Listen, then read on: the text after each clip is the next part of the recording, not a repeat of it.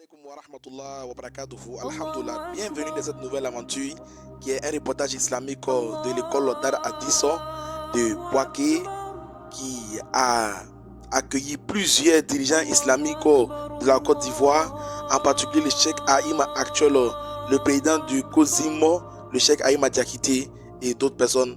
Allons-y pour aller découvrir cet établissement franco-arabe. Salam alaikum, Moutir. Wa alaykum salam wa rahmatullahi wa barakatuh. Donc, vous faites, c'est un reportage islamique sur notre école d'Aradis. Voilà, nous sommes là pour un reportage et on veut connaître beaucoup de choses à propos de notre école, Inch'Allah, qui est d'Aradis. Donc, notre première question, avec votre permission, qui est Mori Moussa. Okay. Mori Moussa, qui est le fondateur de d'Aradis. Nous voulons savoir qui est ce monsieur-là. Bismillah ar-Rahman ar-Rahim. Sallallahu alayhi wa sallam ala alihi wa sahbihi ajma'in. Assalamu alaikum wa rahmatullahi wa barakatuh. Avant de répondre à votre question, j'aimerais vous remercier de me donner l'occasion de parler sur notre institution sexagénaire qui est l'école Dar Hadith. Vraiment, je vous remercie. Je implore Dieu que Dieu nous aide, qui nous guide vers les bons chemins, qui nous protège, Inch'Allah. Aujourd'hui, nous avons l'occasion de parler sur le grand fondateur de l'école Dar Hadith, qui est nommé Haji Mor Moussa Kamara. Haji Mor Moussa Kamara, c'est un grand leader islamique, c'est un grand visionnaire. Il a commencé ses périples d'apprentissage de l'islam parti de Côte d'Ivoire, du Mali, venant à la Côte d'Ivoire. Il a fait la tournée de toutes les régions connu à l'époque par son institution, par son évolution, par sa connaissance islamique, au Géné, Samatigila, Kong, en Côte d'Ivoire. Après cela, il s'est orienté vers le Moyen-Orient. Depuis les années 50, c'était vers le Moyen-Orient, accompagné de sa femme. Les femmes sont parties dans le pays Golfe. Il s'est trouvé à la Mecque. C'est là qu'il a commencé à approfondir sa connaissance sur l'islam. Il avait l'objectif inné, retourner propager l'islam dans sa ville natale ainsi que dans son pays. Après l'apprentissage, après avoir un peu de connaissances, il est retourné dans les années 65, après l'indépendance, il est retourné dans sa ville natale, qui est Sarakoun, qui se trouve au Mali, dans la région de Bougouni. Mais Dieu a voulu qu'il se dirige vers la Côte d'Ivoire par l'invitation de la communauté musulmane de Côte d'Ivoire, précisément à Abidjan. Ça, c'est dans les années 61. Arrivé à Bouaké, il avait des anciennes connaissances. À l'occurrence de vieux Alhaji Lamine Sidibé, qu'il a accueilli chez lui et lui a informé que la communauté musulmane de Bouaké ont beaucoup besoin de lui. Mais comme il avait une promesse avec la communauté d'Abidjan, il a préféré aller répondre à les appels d'abord. Donc il est allé répondre à l'appel de la communauté musulmane d'Abidjan. Arrivé là-bas, il a analysé que Abidjan ne l'arrangeait pas, ça ne lui satisfait pas. Donc il a retourné vers Bouaké, c'est installé ici à Bouaké. C'est là qu'il est resté à appliquer sa vision en instituant une école islamique qui va se nommer après Dar Hadith. Voici le peu que je connais dans le procure de démarche de Alhaji Mor Moussa Kamara. D'accord. Merci, monsieur le directeur. Merci. Et la deuxième question, ce n'est pas noté dans les questionnaires qu'on vous a posés. Et que veut dire Dar Hadith? Dar Hadith est baptisé au nom de son école originale à la Mecque. Il y a une école à la Mecque qui s'appelle Dar Hadith. C'est là-bas qu'il a étudié. Dans son souvenir, il a préféré baptiser l'école en nom de Dar Hadith pour le mémoire, pour l'histoire. Dar Hadith, brièvement en lettres, ça veut dire la maison des paroles du prophète sallallahu alayhi wa sallam. Et aussi, en tant qu'un directeur, ça fait quoi d'être un directeur? Vraiment, ça, c'est une question vraiment qui est bouleversante, mais bon, oui. Savoir, ça fait quoi d'être directeur? Effectivement, c'est une responsabilité, c'est une autre responsabilité. Un directeur, c'est un gestionnaire d'une institution. C'est un gestionnaire d'une institution. Ça accompagne avec beaucoup de lourdeur parce que c'est une grande responsabilité, surtout concernant les institutions éducatives. Nous avons aujourd'hui, chaque société a besoin d'une belle éducation. L'éducation se fait dans les écoles. Quand tu veux forger une société, il faut une école, un programme précis pour avoir la nature de la société que vous voulez construire.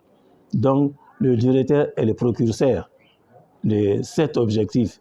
C'est un gestionnaire, c'est qui gère l'homme, c'est qui a la charge de façonner l'enfant pour son avenir. Proprement, quand on dit directeur de l'éducation nationale, c'est ça le directeur. C'est un grand gestionnaire. Le directeur de l'école, c'est un gestionnaire des enfants, c'est un gestionnaire de l'enseignement, c'est un gestionnaire d'un programme pour un objectif précis. Ok, merci. Et aussi, quand Darul Hadith est sorti de terre, c'est-à-dire la date que Darul Hadith a été créé, a été fondé, quelle date? Est-ce que vous avez cette date-là encore? Bon, précisément, on ne peut pas dire que Darul Hadith a été sorti de terre avec son nom. Le commencement, ça n'a pas commencé avec Darul Hadith. Commencement, ce n'est pas Darul Hadith. Au commencement, l'Hadji Mohamed Moussa s'est associé avec un ancien directeur qui avait déjà une école, qui s'appelle Mamadi Kamara. Il s'est associé avec lui pour le travail ensemble. Mais avec la différence compréhension, ils se sont séparés. Donc la gestion de l'école est à la main de Mohamed Moussa Kamara seul.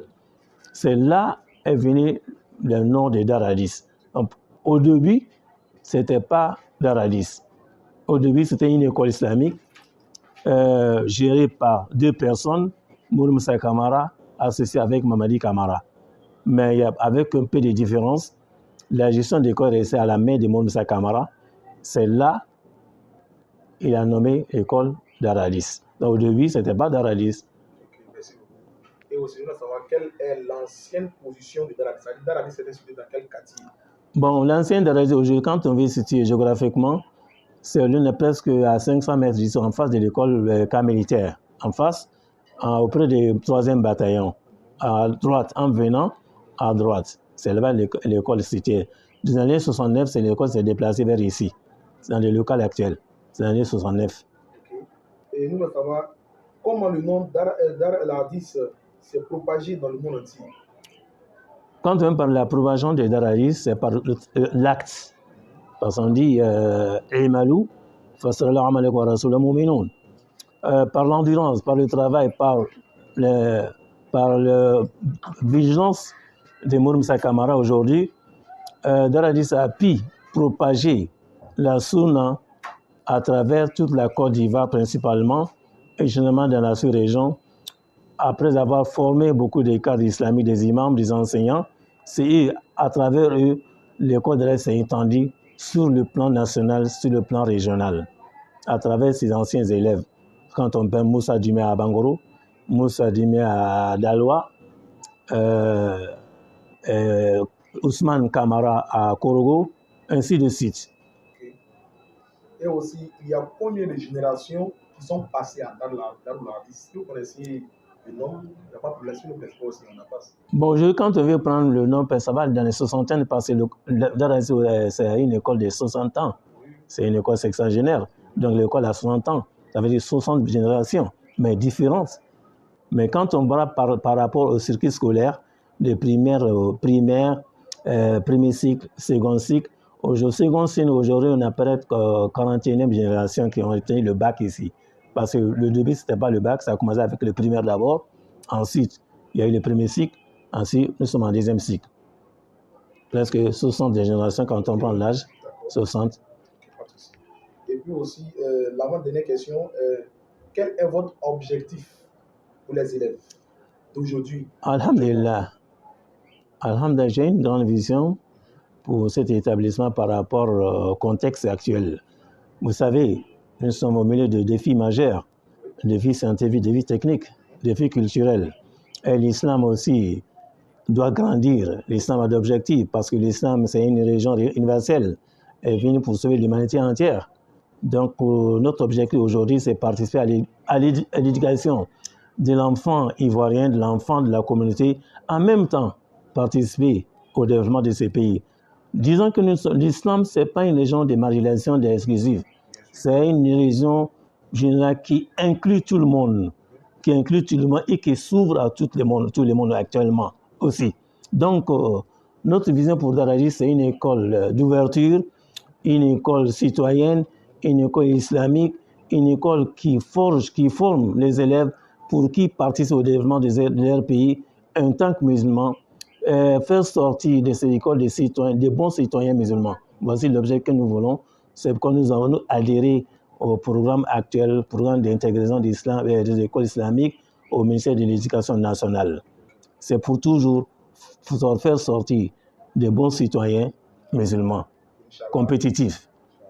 Et aussi, nous donnons le droit, comment est-ce qu'Allah vous facilite cette Inch'Allah. Amin. qu'Allah nous donne la bonne compréhension. Amin. Amin, Inch'Allah. Et aussi, notre dernière question, qui est le premier directeur de Dar Hadis et vous êtes le quatrième directeur? Bon, le premier directeur, c'est le fondateur, Alhaji Mohamed Moussa Kamara, qui a été depuis 60 jusqu'à l'année 75. Ensuite, Mohamed Idriss, de 75 jusqu'en 2010. Moi, de 2010 jusqu'à actuellement. Donc, il y a 3 générations de directeurs qui sont passées. Donc, il y a 3 directeurs.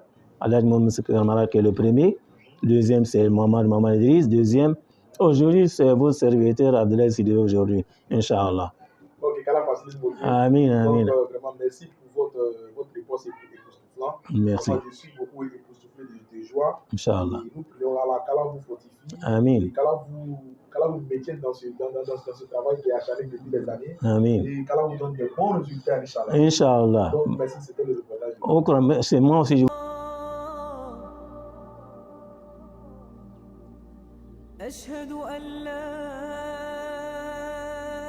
إله إلا الله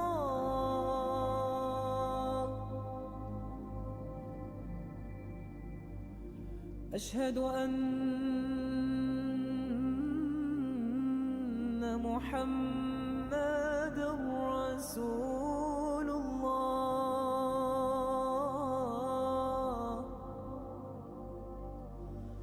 Alhamdulillah, nous sommes à la fin de ce reportage. Je dis Alhamdulillah, Alhamdulillah, Alhamdulillah. N'oubliez pas de vous abonner, de liker et de partager massivement la vidéo pour que plus de personnes puissent partager aussi et qu'ils puissent voir la vidéo, Inch'Allah, à travers vous. Qu'Allah vous bénisse, qu'Allah nous donne la bonne compréhension. Et n'oubliez pas de vous abonner pour d'autres reportages en cours, Inch'Allah. Salam alaikum wa rahmatullahi wa barakatuhu. Reportage Ibrahim Bamba. حي على الصلاة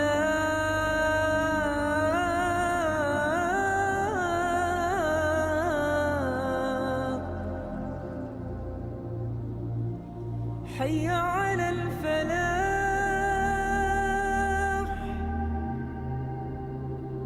حي على